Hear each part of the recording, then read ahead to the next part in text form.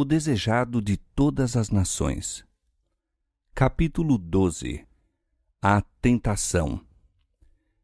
E Jesus, cheio do Espírito Santo, voltou do Jordão e foi levado pelo Espírito ao deserto. As palavras de Marcos são ainda mais significativas.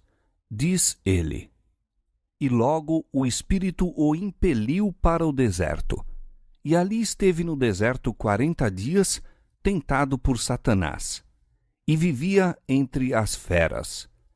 E naqueles dias não comeu coisa alguma. Quando Jesus foi levado ao deserto para ser tentado, foi levado pelo Espírito de Deus. Não convidou à tentação. Foi para o deserto para estar sozinho, a fim de considerar sua missão e obra. Por jejum e oração, se devia fortalecer para a sangrenta vereda que lhe cumpria trilhar. Mas Satanás sabia que Jesus fora para o deserto e julgou ser essa a melhor ocasião de se lhe aproximar. Momentosos eram para o mundo os resultados em jogo no conflito entre o príncipe da luz e o líder do reino das trevas. Depois de tentar o homem e pecar, Satanás reclamou a terra como sua e intitulou-se príncipe deste mundo.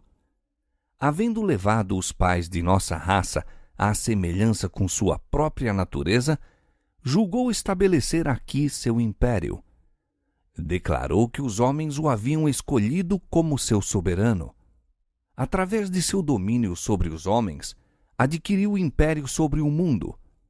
Cristo viera para desmentir a pretensão de Satanás. Como filho do homem, o Salvador permaneceu leal a Deus. Assim se provaria que Satanás não havia adquirido inteiro domínio sobre a raça humana e que sua pretensão ao mundo era falsa. Todos quantos desejassem libertação de seu poder seriam postos em liberdade. O domínio perdido por Adão em consequência do pecado seria restaurado. Desde a declaração feita à serpente no Éden: porei inimizade entre ti e a mulher, e entre a sua semente e a tua semente, Gênesis 3,15. Satanás ficara sabendo que não manteria absoluto controle do mundo. Manifestava-se nos homens a operação de um poder que contrabalançaria seu domínio. Profundamente interessado, discernia nessas cerimônias um símbolo de comunhão entre a terra e o céu. Aplicou-se a interceptar essa comunhão. Desfigurou a Deus e deu falsa interpretação aos ritos que apontavam ao Salvador. Os homens foram levados a temer a Deus como um ser que se deleitasse na destruição deles. Os sacrifícios que deveriam haver revelado seu amor eram oferecidos apenas para lhe apaziguar a ira. Satanás excitava as más paixões dos homens a fim de firmar sobre eles o poder. Quando foi dada a palavra escrita de Deus, Satanás estudou as profecias concernentes ao advento do Salvador. De geração a geração, operou no intuito de cegar o povo para essas profecias, de modo a rejeitarem a Cristo em sua vinda. Por ocasião do nascimento de Jesus, Satanás compreendeu que viera alguém divinamente comissionado para lhe disputar o domínio. Tremeu ante a mensagem dos anjos que atestava a autoridade do recém-nascido rei. Satanás bem sabia a posição ocupada por Cristo no céu como o amado do Pai. Que o Filho de Deus viesse à terra como homem encheu-o de assombro e apreensão. Não podia penetrar o mistério desse grande sacrifício. Sua alma egoísta não compreendia tal amor pela iludida raça. A glória e a paz do céu e a alegria da comunhão com Deus não eram senão fracamente percebidas pelos homens. Mas bem as conhecia Lúcifer, o querubim cobridor. Desde que perdera o céu, estava decidido a vingar-se, levando outros a partilhar de sua queda. Isso faria ele, induzindo-os a desvalorizar as coisas celestiais e a pôr o coração nas terrestres. Não sem obstáculos, devia o comandante celestial conquistar a humanidade para seu reino. Desde criancinha em Belém, foi continuamente assaltado pelo maligno.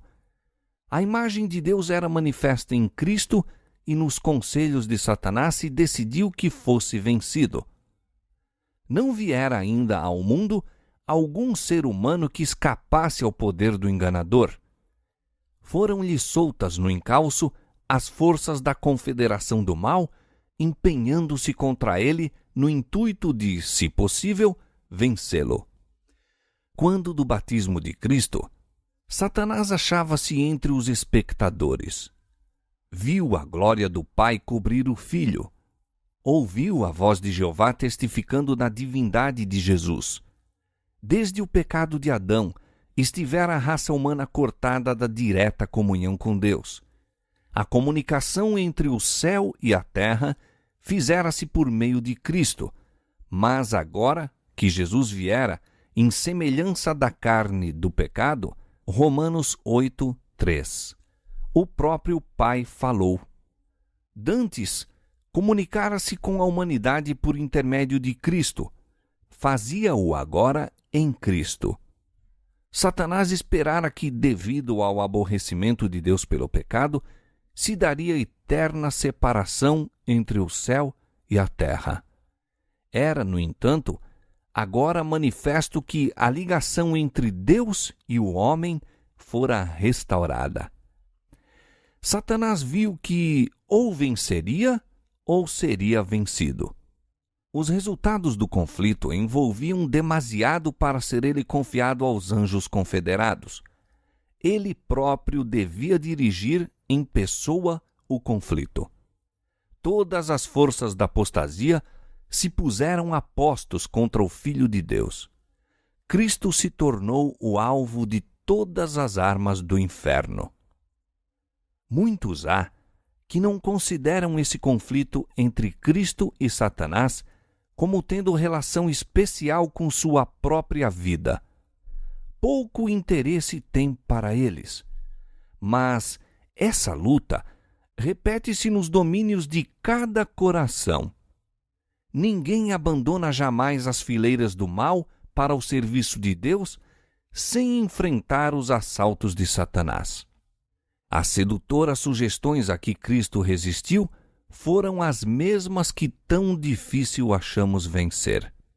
A pressão que exerciam sobre ele era tanto maior quanto seu caráter era superior ao nosso.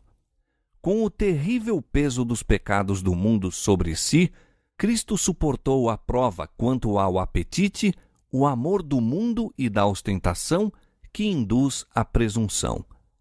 Foram essas as tentações que derrotaram Adão e Eva e tão prontamente nos vencem a nós. Satanás apontara o pecado de Adão como prova de que a lei de Deus era injusta e não podia ser obedecida. Cristo devia redimir em nossa humanidade a falha de Adão. Quando este fora vencido pelo tentador, entretanto, não tinha sobre si nenhum dos efeitos do pecado. Encontrava-se na pujança da perfeita varonilidade, possuindo o pleno vigor da mente e do corpo. Achava-se circundado das glórias do Éden e em comunicação diária com seres celestiais.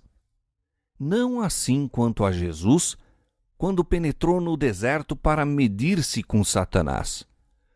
Por 4.000 anos estivera a raça a decrescer em forças físicas, vigor mental e moral, e Cristo tomou sobre si as fraquezas da humanidade degenerada. Unicamente assim podia salvar o homem das profundezas de sua degradação. Pretendem muitos que era impossível Cristo ser vencido pela tentação. Neste caso, não teria sido colocado na posição de Adão. não poderia haver obtido a vitória que aquele deixara de ganhar. Se tivéssemos, em certo sentido, um mais probante conflito do que teve Cristo, então ele não estaria habilitado para nos socorrer. Mas nosso Salvador se revestiu da humanidade com todas as contingências da mesma. Tomou a natureza do homem com a possibilidade de ceder à tentação. Não temos que suportar coisa nenhuma que ele não tenha sofrido. Para Cristo, como para o santo par no Éden, foi o apetite o terreno da primeira grande tentação. Exatamente onde começara a ruína, deveria começar a obra de nossa redenção. Como pela desobediência com o apetite caíra Adão, assim, pela negação do mesmo, devia Cristo vencer. E tendo jejuado 40 dias e 40 noites, depois teve fome. E chegando-se a ele o tentador, disse: Se tu és o Filho de Deus, manda que estas pedras se tornem em pães. Ele, porém, respondendo, disse: Está escrito, nem só de pão viverá o homem, mas de toda a palavra que sai da boca de Deus. Do tempo de Adão ao de Cristo, a condescendência própria havia aumentado o poder dos apetites e paixões, tendo eles domínio quase ilimitado. Os homens se haviam aviltado e ficado doentes, sendo-lhes de si mesmos impossível vencer. Cristo venceu em favor do homem pela resistência à severíssima prova. Exercitou, por amor de nós, um autodomínio mais forte que a fome e a morte. E nessa vitória estavam envolvidos outros resultados que entram em todos os nossos conflitos com o poder das trevas. Quando Jesus chegou ao deserto, estava rodeado da glória do Pai. Absorto em comunhão com Deus, foi erguido acima da fraqueza humana. Mas a glória afastou-se e ele foi deixado a lutar com a tentação. Ela o apertava a todo instante. Sua natureza humana recuava do conflito que o aguardava. Durante 40 dias jejuou e orou.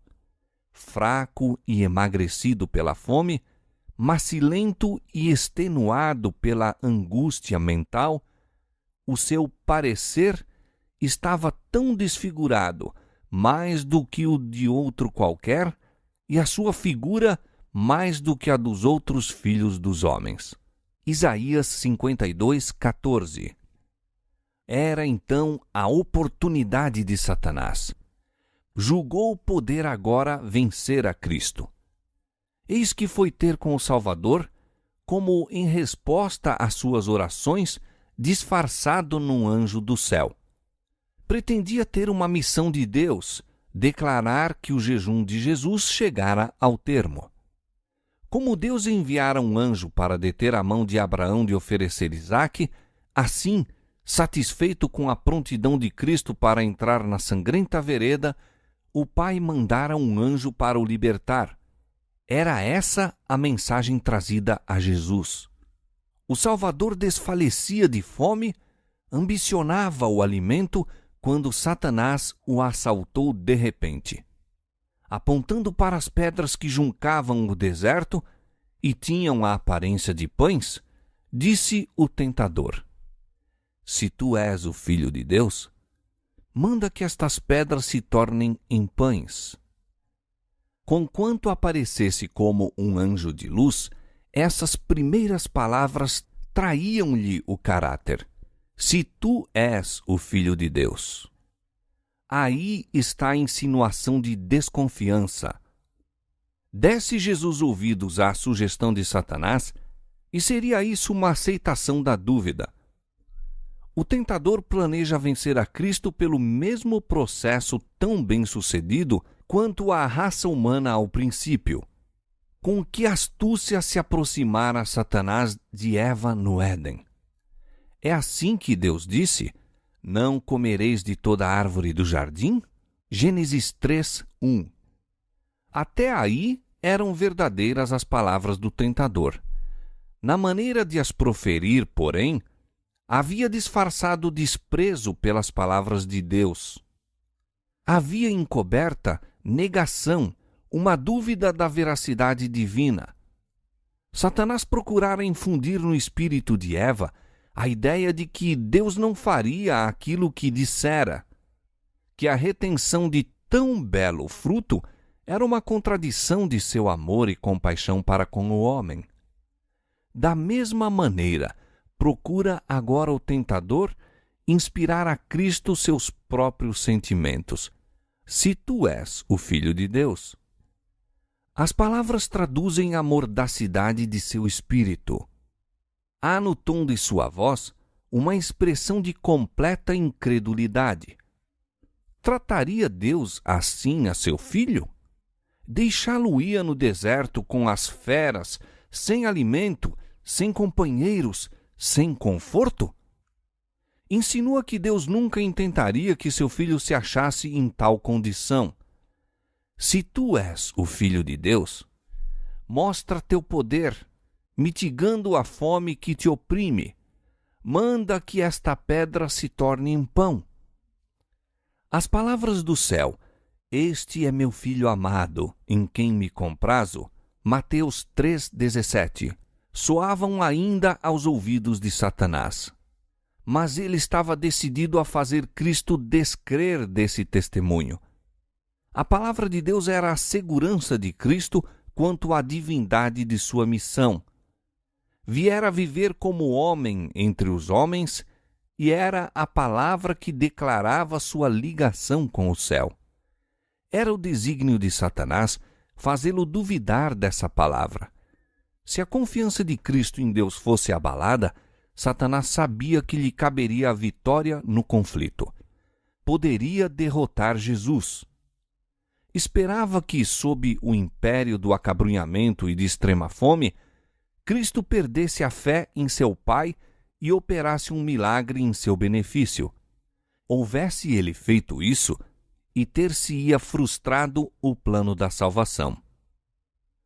Quando o Filho de Deus e Satanás, pela primeira vez, se defrontaram em conflito, era Cristo o comandante das hostes celestiais, e Satanás, o cabeça da rebelião no céu, fora dali expulso. Agora, dir-se-ia haverem-se invertido as condições e o adversário explorou o mais possível sua suposta vantagem. Um dos mais poderosos anjos, disse ele, fora banido do céu. A aparência de Jesus indicava ser ele aquele anjo caído, abandonado de Deus e desamparado dos homens. Um ser divino devia ser capaz de comprovar sua pretensão mediante um milagre. Se tu és o Filho de Deus, manda que estas pedras se tornem em pães. Tal ato de poder criador, insiste o maligno, seria concludente prova de divindade. Isto poria termo à contenda. Não foi sem luta que Jesus pôde escutar em silêncio o arqui-enganador. O Filho de Deus, no entanto, não devia provar sua divindade a Satanás ou explicar-lhe a causa de sua humilhação. Atendendo às exigências do rebelde, não se conseguiria coisa alguma para o bem do homem ou a glória de Deus. Houvesse Cristo acedido às sugestões do inimigo, e Satanás teria dito ainda: mostra-me um sinal para que eu creia que és o Filho de Deus. A prova teria sido inútil para quebrar o poder da rebelião no coração dele, e Cristo não devia exercer poder divino em seu próprio benefício. Viera para sofrer a prova como nos cumpre a nós fazer, deixando-nos um exemplo de fé e submissão. Nem aí, nem em qualquer ocasião em sua vida terrestre, operou ele um milagre em seu favor. Suas maravilhosas obras foram todas para o bem dos outros. Se bem que Cristo reconhecesse Satanás desde o princípio, não foi incitado a entrar com ele em discussão.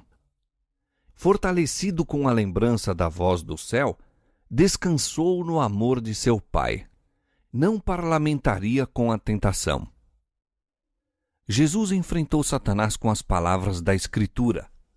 Está escrito, disse ele. Em toda tentação, sua arma de guerra era a palavra de Deus. Satanás exigia de Jesus um milagre como prova de sua divindade. Mas alguma coisa maior que todos os milagres, uma firme confiança num "assim diz o Senhor", era o irrefutável testemunho. Enquanto Cristo se mantivesse nessa atitude, o tentador nenhuma vantagem poderia obter. Era nas ocasiões de maior fraqueza que assaltavam a Cristo as mais cruéis tentações. Assim pensava Satanás prevalecer. Por esse método, obtivera a vitória sobre os homens. Quando a resistência desfalecia, a força de vontade se debilitava e a fé deixava de repousar em Deus, então eram vencidos os que se haviam há muito e valorosamente mantido ao lado do direito. Moisés achava-se fatigado pelos 40 anos da peregrinação de Israel, quando, por um momento, sua fé deixou de se apoiar no infinito poder. Fracassou exatamente no limiar da terra prometida. O mesmo quanto a Elias, que se mantivera diante do rei Acabe, que enfrentara toda a nação de Israel com os 450 profetas de Baal à sua frente. Depois daquele terrível dia sobre o Carmelo, em que os falsos profetas haviam sido mortos e o povo declarara sua fidelidade a Deus, Elias fugiu para salvar a vida diante das ameaças da idólatra Jezabel. Assim se tem Satanás aproveitado da fraqueza da humanidade. E continuará a operar deste modo.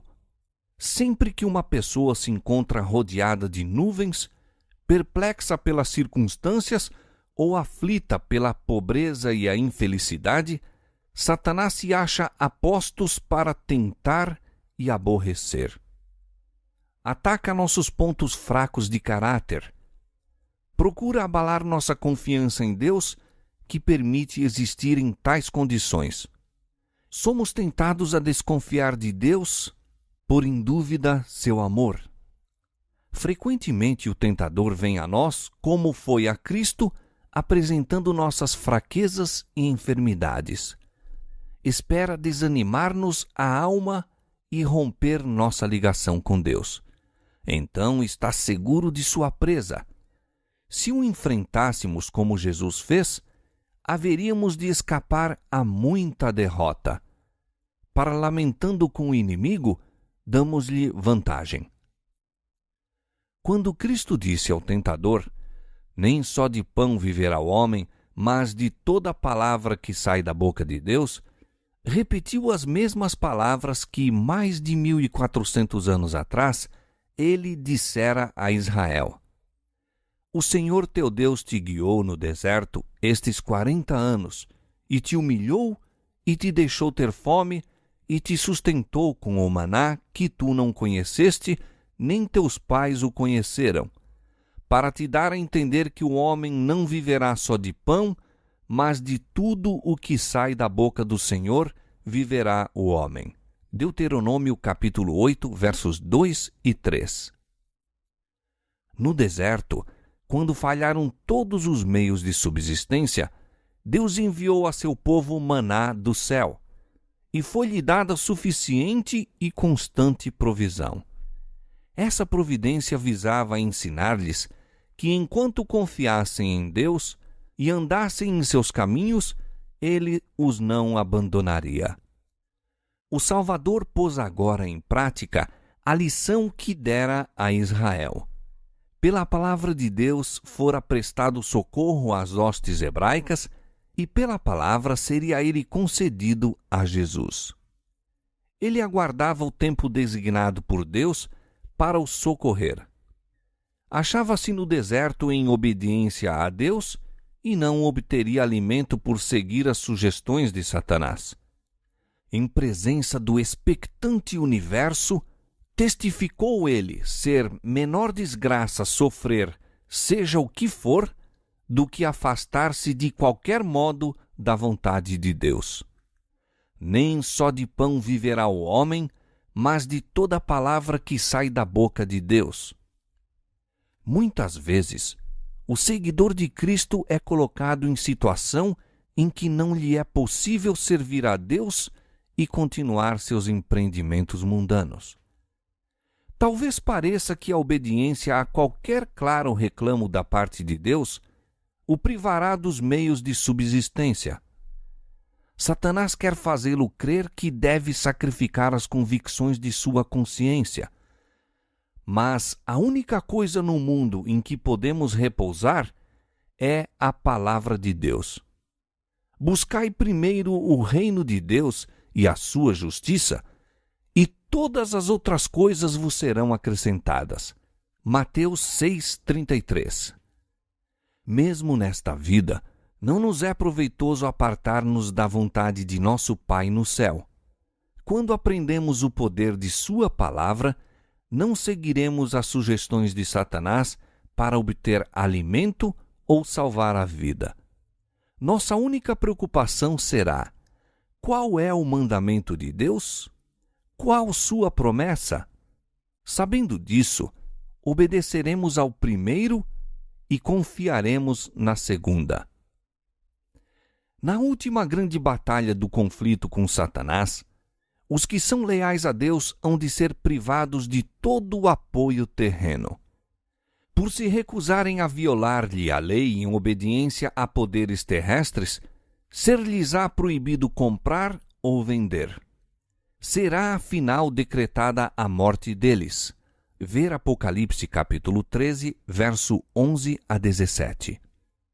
Ao obediente, porém, é dada a promessa: este habitará nas alturas. As fortalezas das rochas serão o seu alto refúgio, o seu pão lhe será dado, as suas águas são certas. Isaías capítulo 33, verso 16. Por essa promessa viverão os filhos de Deus. Quando a terra estiver assolada pela fome, serão alimentados. Não serão envergonhados nos dias maus, e nos dias de fome se fartarão. Salmo 37, 19. Daquele tempo de angústia, prediz o profeta Abacuque, e suas palavras exprimem a fé da igreja. Portanto, ainda que a figueira não floresça, nem haja fruto na vide, o produto da oliveira minta e os campos não produzam mantimento, as ovelhas da malhada sejam arrebatadas e nos currais não haja vacas, todavia eu me alegrarei no Senhor, exaltarei no Deus da minha salvação. Abacuque capítulo 3, versos 17 e 18.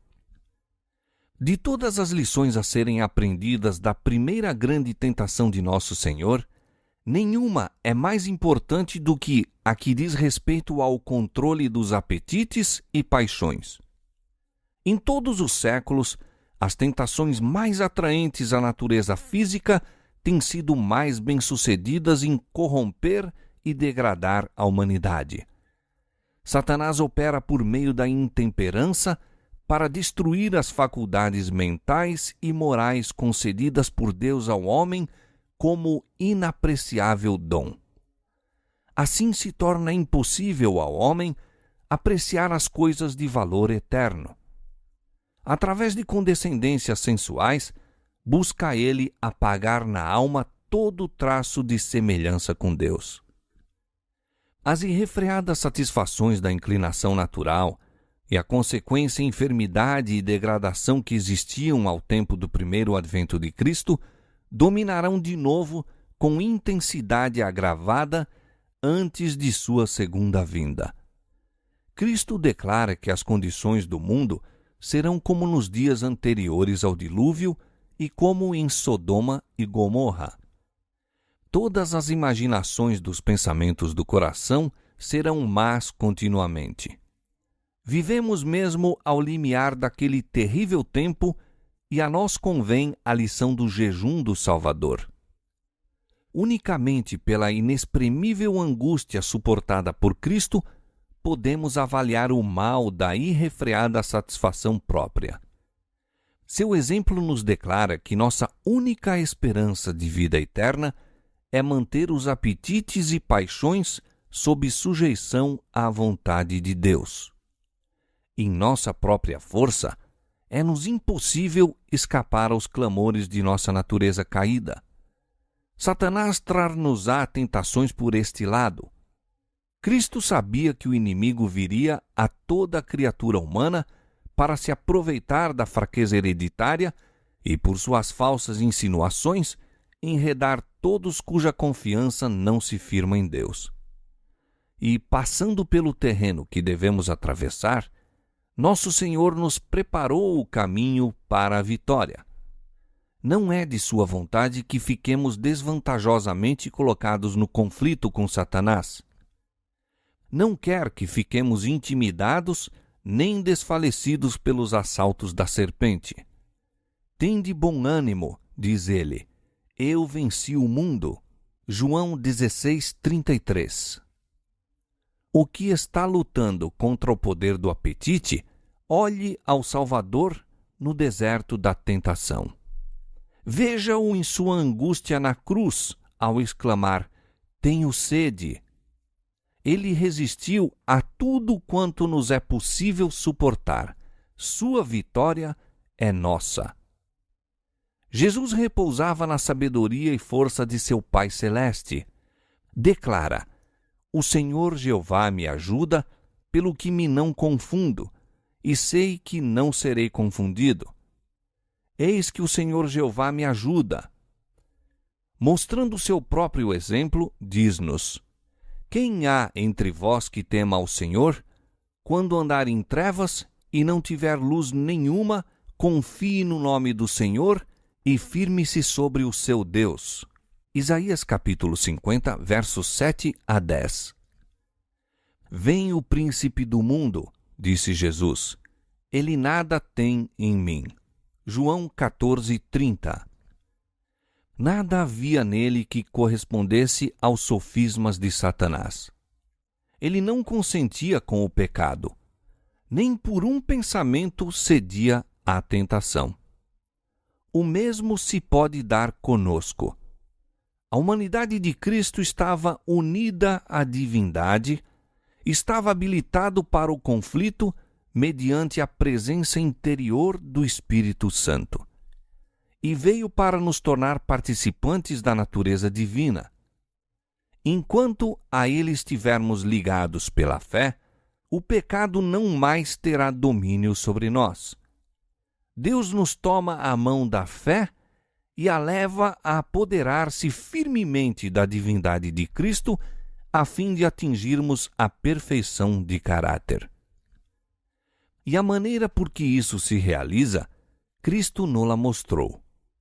Por que meio venceu no conflito contra Satanás? Pela palavra de Deus. Unicamente pela palavra pôde resistir à tentação. Está escrito, dizia, e são-nos dadas grandíssimas e preciosas promessas para que por ela fiqueis participantes da natureza divina, havendo escapado da corrupção que pela concupiscência há no mundo. 2 Pedro 1:4. Toda a promessa da palavra de Deus nos pertence. De tudo que sai da boca de Deus, havemos de viver. Quando assaltados pela tentação, não olheis as circunstâncias ou a fraqueza do próprio eu, mas ao poder da palavra. Pertence-vos toda a sua força. Escondi a palavra no meu coração, diz o salmista, para eu não pecar contra ti. Pela palavra dos teus lábios me guardei das veredas do destruidor. Salmo 119, versos 11 e Salmo 17, verso 4.